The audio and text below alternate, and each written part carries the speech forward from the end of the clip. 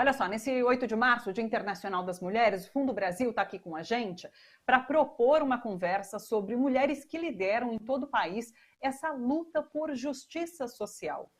Atuando fortemente em seus territórios, em busca de uma vida digna para suas comunidades, essas mulheres são trabalhadoras rurais, mães de vítimas da violência do Estado, moradoras de periferias e de favelas indígenas, mulheres lésbicas, cis e trans e várias outras lideranças de causas urgentes. Elas são defensoras de direitos humanos, né? Como sabemos, o Brasil é um dos países onde a vida e a segurança dessas pessoas que defendem direitos humanos são mais ameaçadas. Segundo o relatório anual da organização Frontline Defenders, 16 pessoas perderam a vida em 2020 no Brasil defendendo direitos humanos, sendo que as causas mais letais, veja só, são a defesa das terras tradicionais indígenas, do meio ambiente e dos direitos das mulheres. Hoje nós recebemos aqui no Bom para Todos a Letícia Carolina Nascimento, que é professora da Universidade Federal do Piauí, integrante da coordenação executiva do Fórum Nacional de Travestis e Transsexuais Negras e Negros, o FONATRANS. Também recebemos a Maria Leusa Munduruku, da Associação Wacoborum de Mulheres Munduruku.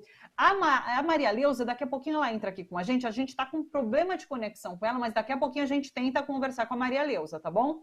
E junto com essas duas lideranças, estamos também com a superintendente do Fundo Brasil de Direitos Humanos, a Ana Valéria Araújo, que vai falar um pouquinho sobre como é feito esse tipo de apoio para a defesa ali no Fundo Brasil.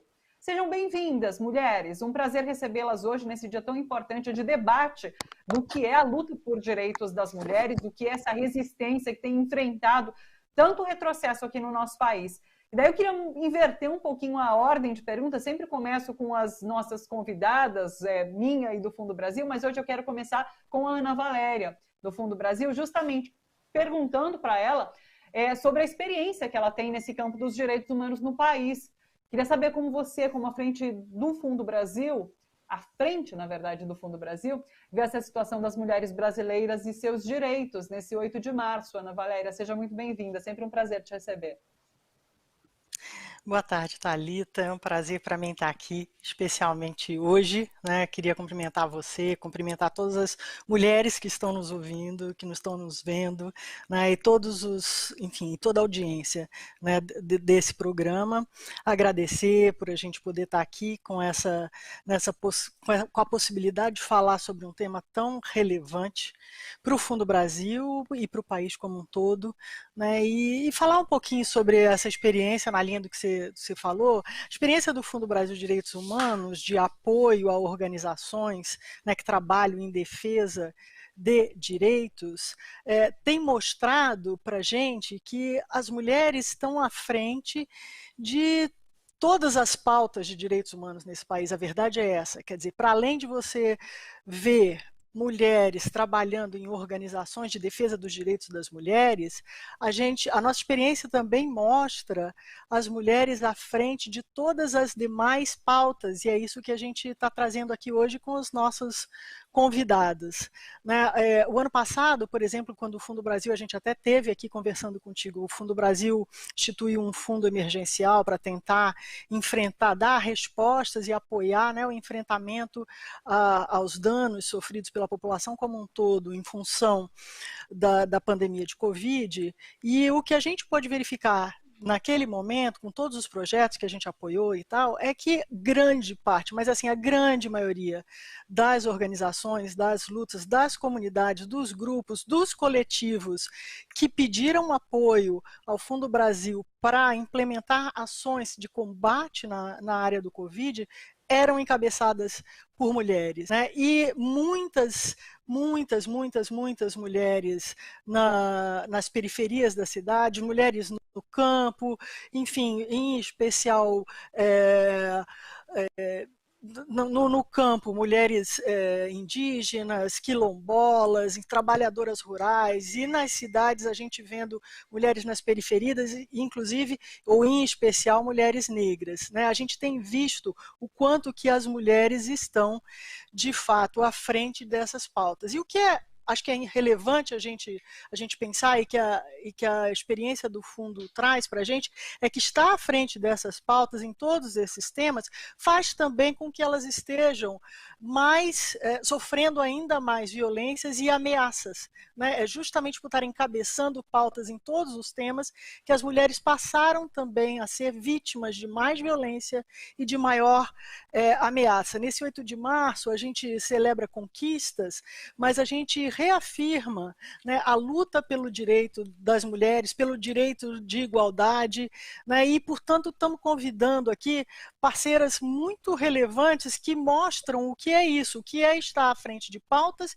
e o que é estar em risco, está sendo ameaçada por conta dessas pautas, né? Nós somos um país, talvez o país que mais mata povos indígenas e lideranças indígenas que estão, ou lideranças defendendo os seus direitos territoriais, não só indígenas, mas quilombolas, trabalhadoras rurais, como a gente fez. Os números são gravíssimos, como você já mencionou aí no relatório do Frontliners. Além disso, a gente tem aí o caso da Maria Leusa, se ela conseguir se juntar a gente falando, né, da luta dela, da luta do povo Munduruku e dela à frente do povo Munduruku contra o garimpo e o que isso tem causado na vida dela, né, em termos de ameaças e de dificuldades. Além disso, a gente é o país que mais mata transexuais e travestis no mundo. Isso também está em tudo que é relatório, é um absurdo, é um vexame, né, o que a gente tem feito, e a urgência de se entender a relevância do trabalho de organizações como o Fonatrans, que a Letícia está aqui representando, é imperioso para nós brasileiros, entender o quão importante é esse tipo de trabalho e o quanto que a gente não pode permitir que esses números permaneçam, né? O Fundo Brasil tem feito um apoio através de editais específicos e tem apoios específicos, inclusive, para defensoras e defensores de direitos humanos que estão em situação de emergência, de risco, sofrendo ameaça. A gente pode falar sobre isso um pouquinho depois para deixar as nossas convidadas falarem. Obrigada. Claro. Claro, Ana, daqui a pouquinho a gente fala sobre essa linha de apoio, então importantíssima para as mulheres. E eu quero chamar a Letícia agora, porque é o seguinte, deixa eu trazer um dado antes de fazer o questionamento. O Brasil teve o maior número de parlamentares trans eleitas e eleitos nas últimas eleições. Foram 25 pessoas trans escolhidas para mandatos individuais ou coletivos, o que foi um tremendo de um avanço, né? Mas daí é claro que os desafios logo apareceram. Olha, numa mesma semana, agora no começo de fevereiro, 3 vereadoras trans de São Paulo foram alvos de atentados. Então, o questionamento é nesse sentido. Como que a Fonatrans vê esse resultado das eleições e essas ameaças que foram na sequência, logo depois da eleição dessas mulheres e homens? Conta pra gente, Letícia, seja bem-vinda. Obrigada, boa tarde a todos, a todas e a todes, né? É uma satisfação estar participando com vocês nesse momento, né? Para nós do Fonatrans, né? Para nós militantes, ativistas do movimento travesti, transexual, negro no Brasil, não é novidade esse tipo de violência contra parlamentares eleitas, né, e eleitos. Em todos os espaços que travestis e transexuais, em especial negras, ocupam, há processos de resistência, há processos de impedimento do uso dos nossos corpos e corpas a esses espaços, né? Nós vivemos num país em que as instituições não possuem maciçamente pessoas negras, pessoas trans, e quando nós ousamos ocupar esse espaço que historicamente nos é negado, os opressores eles se organizam para tornar difícil a nossa estadia nesse lugar, né? Como nos lembra Paulo Freire, seria uma inocência nossa achar que aqueles que nos oprimem abririam mão espontaneamente do poder para que nós pudéssemos ter uma distribuição mais igualitária, né? Então, é sobre nós, né? Eu cito aqui o livro que a Manuela Dávila, né, que foi vice-candidata à vice-presidência no Brasil está lançando, né? Sempre foi sobre nós, é sobre isso, é sobre nós sermos mulheres, é sobre nós sermos travestis, é sobre nós sermos negras e negras, é sobre isso que esse grupo conservador está reagindo. Porque a gente tem que entender que isso é uma reação ao fato de nós, travestis e transexuais, estarmos nos organizando. Portanto, nós também temos força. É da nossa força que eles têm medo. Não somos nós que devemos temer. Nós temos que ter coragem em ocupar esses espaços e o Fonatrans está aqui nesse processo de organização nacional exatamente para garantir que essas parlamentares eleitas e parlamentares também, que nós temos homens trans, não sejam interrompidos como foi interrompida o mandato de Marielle Franco. Nós não seremos interrompidas. Quero saber mais, inclusive, sobre a atuação do Fonatrans. Deixa eu só dar uma notícia para quem está acompanhando aqui o Bom para Todos com a gente, que foge um pouquinho do tema, mas eu já volto para essa conversa. Eu tinha comentado que o ministro Edson Fachin do Supremo Tribunal Federal, de fato, anulou hoje todas as condenações do ex-presidente Lula pela Justiça Federal do Paraná, relacionadas às investigações da Operação Lava Jato. O que isso significa? Que ele volta a ter os direitos políticos dele, ele retoma todos os direitos políticos que tinha, porque não tem, a partir de então, mais o nome sujo, né? Ele volta a estar no cadastro de ficha limpa, enfim. Então, é uma decisão bastante importante. Daqui a pouquinho a gente vai conversar sobre essa decisão do ministro Edson Fachin do Supremo Tribunal Federal com o Fernando Ideu, jurista, vocês já conhecem ele aqui do Bom para Todos, e a gente vai tentar entender tudo o que pode acontecer a partir dessa decisão do Supremo Tribunal Federal. Então, fiquem com a gente, daqui a pouquinho essa repercussão. Voltando, Letícia, fala para a gente sobre o Fonatrans, é voltado para a inclusão, de fato, dessas transexuais e travestis, negras e negros, em todas as esferas da vida pública, né? Seja na vida social do país, na vida pessoal de cada uma delas. Eu queria que você falasse um pouquinho sobre os desafios nesse momento. Quais são os principais desafios para que essa inclusão aconteça de fato? Bem, o Fonatrans, ele faz um movimento de alianças, né? Porque nós dialogamos com os mais diversos movimentos, né?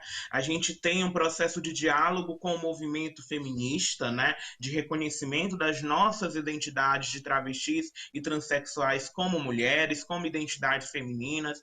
Nós dialogamos com o movimento negro porque ainda há muita dificuldade em fazer o movimento negro debater questões de gênero e as questões LGBTs. Então, a gente está exatamente nesse embate também. A gente dialoga com as questões de classe, porque entendemos que travestis e transexuais, negras e negros, em grande parte, está numa situação de vulnerabilidade social. Então, o que o Fonatrans faz é uma atuação interseccional, entendendo que as nossas opressões, elas dialogam, elas convergem. E quando essas opressões, elas dialogam, elas produzem uma maior vulnerabilidade social. Então, se você pegar como exemplo o número de assassinatos de pessoas trans no Brasil, no ano passado foram cerca de 150 assassinatos, dos quais 79, 78% eram de travestis e transexuais negras.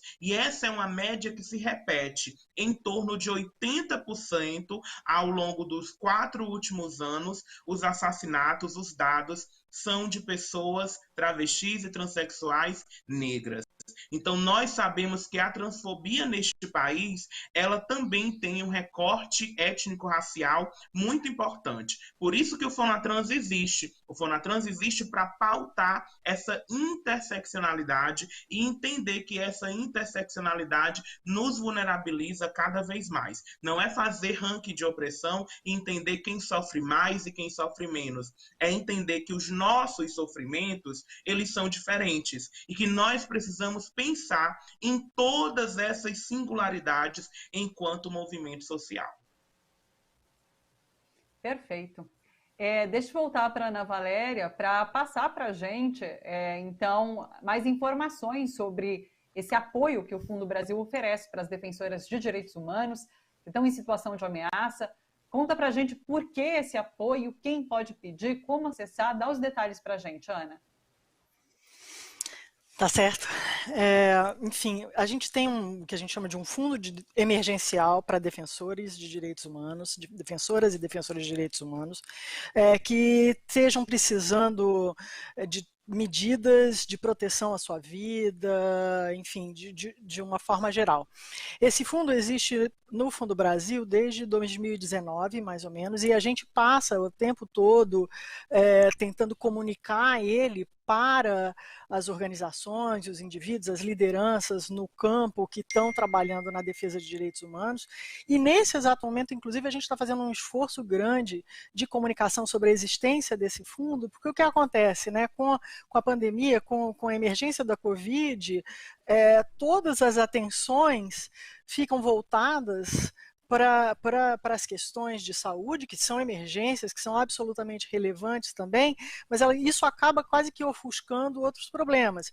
E como a gente viu aí na fala da Letícia, como a gente viu na sua leitura, né, de alguns dados no início do programa, a violência não acaba, a violência se agravou durante o Covid em alguns casos, em algumas causas, né? E no caso específico das mulheres, a gente vem vendo, por exemplo, as indígenas, a gente não conseguiu trazer a Maria Leusa, mas a questão do garimpo nos Munduruku e tal, tem precipitado a necessidade das mulheres indígenas estarem à frente de lutas de preservação do território, né, um território invadido por garimpeiros. Preservar o território significa enfrentar a invasão de garimpeiros para impedir que invasores estejam no território, porque isso também põe em risco os modos de vida daquela comunidade,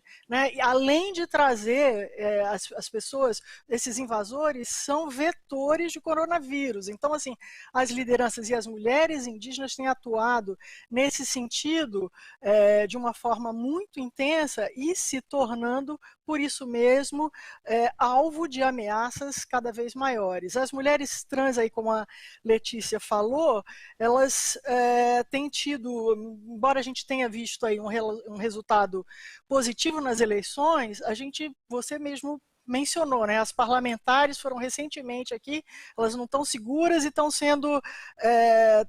recebendo uma série de ameaças para exercer os seus mandatos. Então, esse emergencial defensores, ele se presta para todas as defensoras e defensores que estejam sob algum tipo de ameaça, mulheres ou homens, né, que estejam enfrentando algum tipo de ameaça, que estejam se sentindo afetados na sua segurança pessoal, na segurança da sua comunidade, em decorrência do trabalho que fazem de defesa de direitos. Tá? É esse o foco desse nosso fundo emergencial. O Fundo Brasil pode ajudar essas pessoas a saírem dos seus territórios quando você precisar remover alguém emergencialmente, eventualmente a pagar um advogado por uma assistência jurídica quando alguém está sendo perseguido, podem ajudar a